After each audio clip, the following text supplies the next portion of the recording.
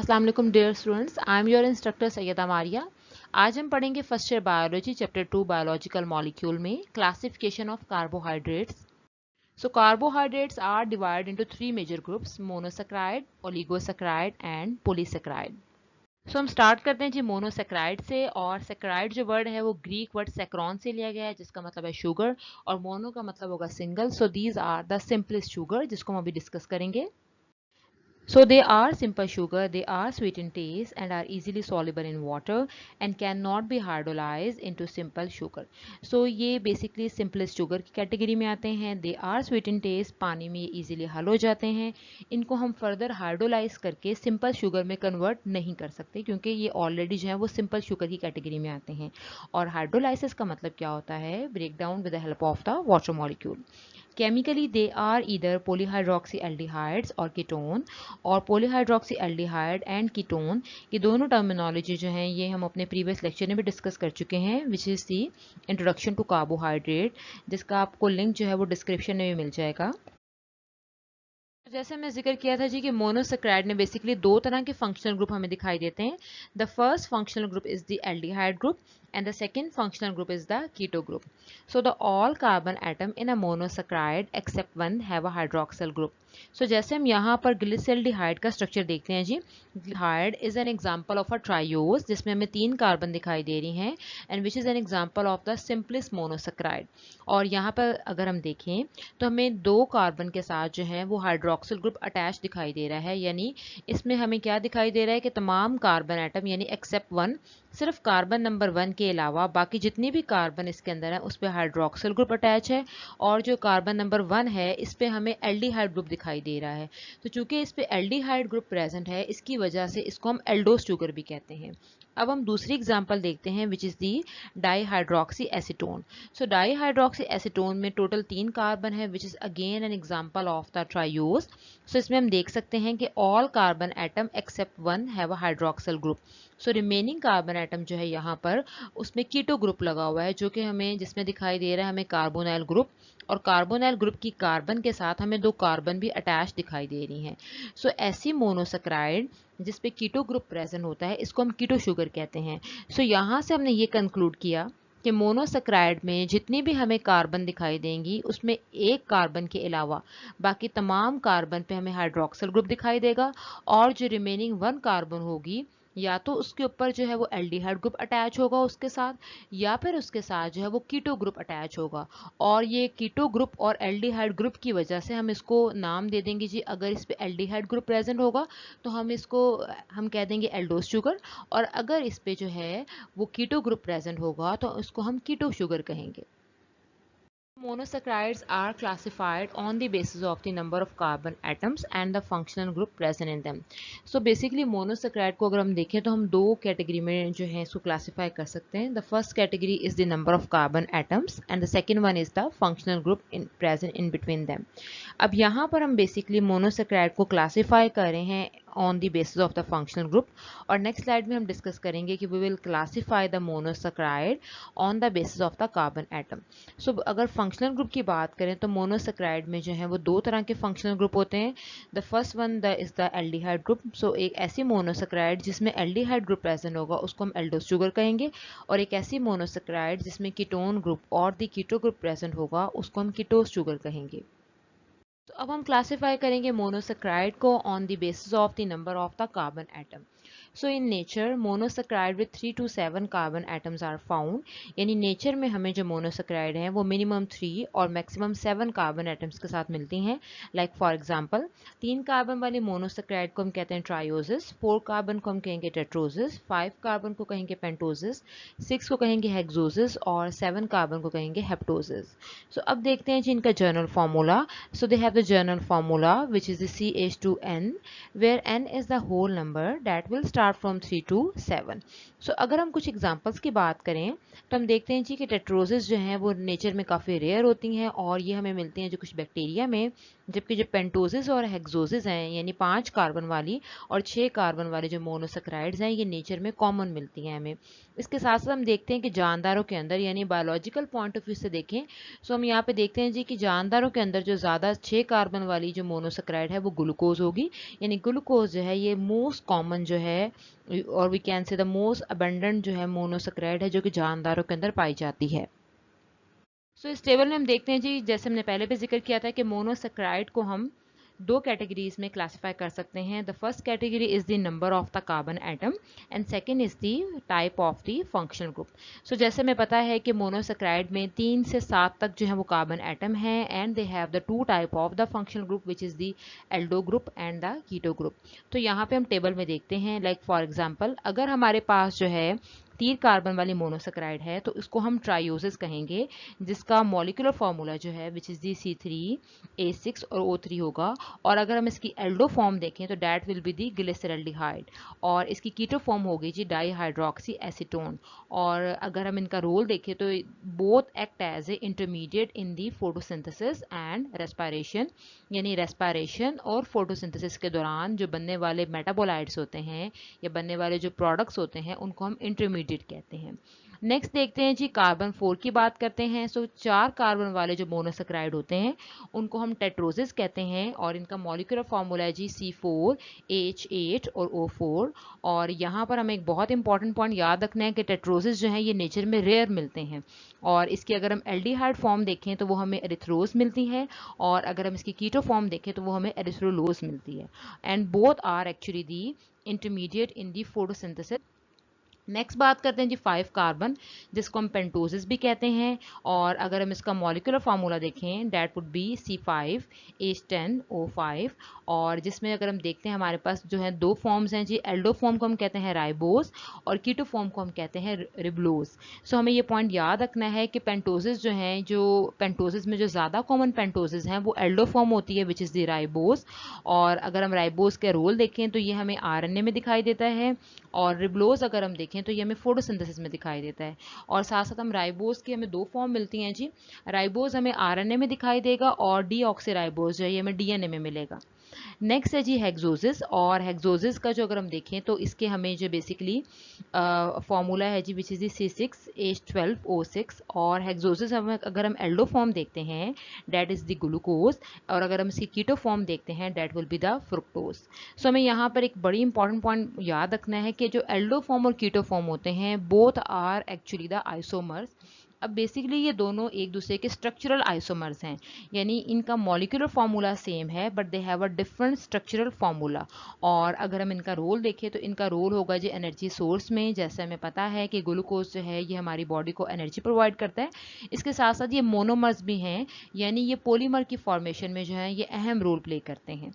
Next है जी हेप्टोसिस और हेप्टोसिस की अगर हम बात करते हैं हेप्टोसिस भी हमें नेचर में रेयर मिलता है और अगर हम इसका मॉलिक्यूलर फार्मूला देखें that would be the C7H14 and O7 और इसकी एल्डो फॉर्म जो है वो कहलाती है जी ग्लूकोहेप्टोज और इसकी कीटो फॉर्म जो है ये हमें मिलती है जी सीडोहेप्टोलोज। और बेसिकली ये दोनों जो फॉर्म्स हैं that have a role and are the intermediate in the photosynthesis in bacteria। यहाँ पे हमने देखा कि बेसिकली जो मोस्ट कॉमन अगर हम कहते हैं जी सबसे ज़्यादा पाई जाने वाली जो मोनोसेक्राइड हैं that are the pentoses and the hexoses. और पेंटोसिस में अगर हम देखें तो हमें राइबोज है और ज़्यादा कॉमनली दिखाई देता है और अगर हेक्सोसिस में देखते हैं तो हमें ग्लूकोज जो है वो ज़्यादा कॉमन जो है वो जानदारों में पाए जाने वाला जो मोनोसेक्राइड है। और सबसे ज़्यादा जो मोनोसेक्राइड जो जानदारों की बॉडी में पाया जाता है that would be the glucose. Most of the monosaccharides form a heterocyclic ring structure when in a solution।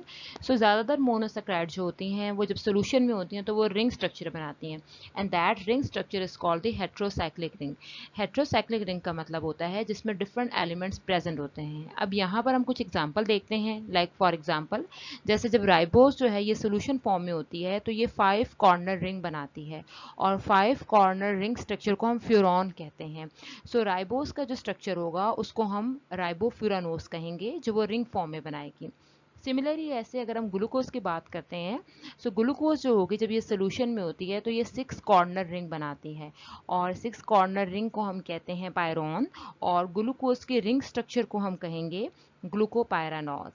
फिर हम बात करते हैं जी एक और मोनोसेक्राइड की, विच इज़ दी फ्रुक्टोज। फ्रुक्टोज जो है जब ये सोल्यूशन में होती है तो ये 5 कॉर्नर रिंग बनाती है, और जैसे मैंने अभी आपको बताया है कि 5 कॉर्नर रिंग स्ट्रक्चर को हम फ्यूरॉन कहते हैं, और फ्रुक्टोज के रिंग स्ट्रक्चर को हम फ्रुक्टोफ्यूरानोस कहेंगे। यहाँ पर हम ग्लूकोज का लीनियर स्ट्रक्चर देखते हैं, और साथ साथ हम देखते हैं जी कि इसका लीनियर स्ट्रक्चर जो है वो रिंग स्ट्रक्चर कैसे बनाता है।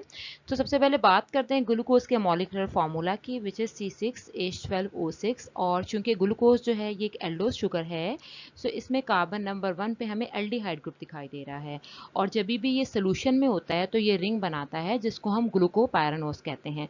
सो बेसिकली रिंग बनाने के लिए कार्बन नंबर 1 जिस पे फंक्शनल ग्रुप होगा वो बेसिकली बॉन्ड बनाएगी कार्बन नंबर 5 के ऑक्सीजन के साथ। सो बेसिकली जो रिंग स्ट्रक्चर बनेगी वो कार्बन 1 और 5 के दरमियान बनेगा, और जो कार्बन 6 होगी वो आउट ऑफ द रिंग चली जाएगी।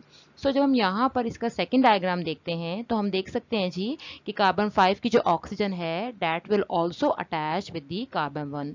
और जब हम इसका लास्ट स्ट्रक्चर देखते हैं, इसकी जो है वो ग्लूकोपायरानोस की एक्चुअल रिंग स्ट्रक्चर देखते हैं, तो हम यहाँ पे देख सकते हैं कि ये जो बेसिकली पायरोन रिंग बनी है, पायरोन रिंग एक ऐसे रिंग होती है जिसके 6 कॉर्नर्स होते हैं, लेकिन इसमें कार्बन जो है वो 5 होती हैं। So this is a very very important line for the MCQs। सो एक ऐसे रिंग, पायरोन जो है एक ऐसे रिंग है जिसके 6 कॉर्नर होंगे, लेकिन इसमें कार्बन जो है वो 5 होंगी, और एक जो कार्बन है ये आउट ऑफ द रिंग चली जाएगी। और साथ साथ हम देख सकते हैं जिसमें हाइड्रोक्सिल के और हाइड्रोजन की पोजीशन को, तो ये हमें चीज़ें याद रखनी है क्योंकि ग्लूकोपायरानोस बहुत बहुत इंपॉर्टेंट जो है ये शॉर्ट क्वेश्चन है, और ये अक्सर इसका स्ट्रक्चर पेपर में ड्रॉ करने के लिए आ जाता है। सो नेक्स्ट में अब हम एक और मोनोसेक्राइड की बात करते हैं, विच इज़ द राइबोस, जिसमें बेसिकली 5 कार्बन हैं। और यहाँ पर सबसे पहले हम राइबोस का लीनियर स्ट्रक्चर देखेंगे, और साथ साथ इसका फिर रिंग स्ट्रक्चर भी देखेंगे, विच इज़ द राइबोफ्यूरानोस। सो सबसे पहले स्टार्ट करते हैं जिसके मॉलिक्यूलर फार्मूला से।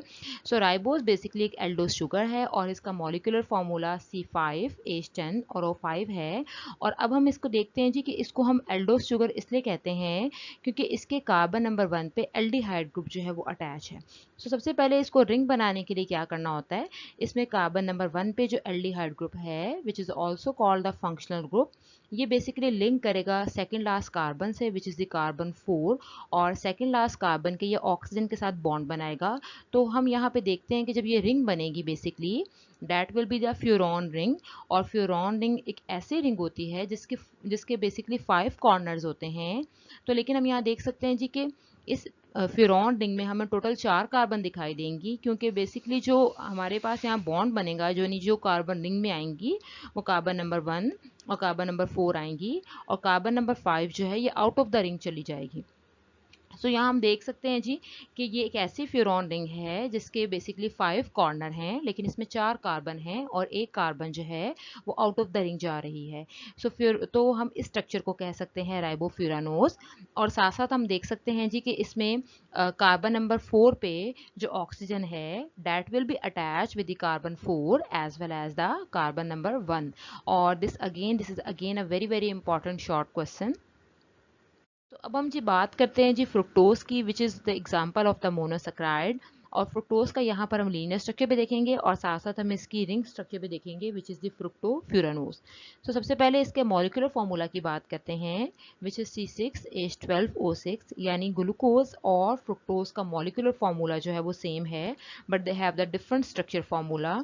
सो इसी वजह से हम कहते हैं कि ग्लूकोज और फ्रुक्टोज जो हैं both are isomer to each other. और यहाँ पर अगर हम देखें तो फ्रुक्टोज में बेसिकली कीटोज शुगर प्रेजेंट होगी, which is present on the carbon number 2, जबकि ग्लूकोज में जो है वो एल्डिहाइड ग्रुप प्रेजेंट होता है, which is on the carbon number 1।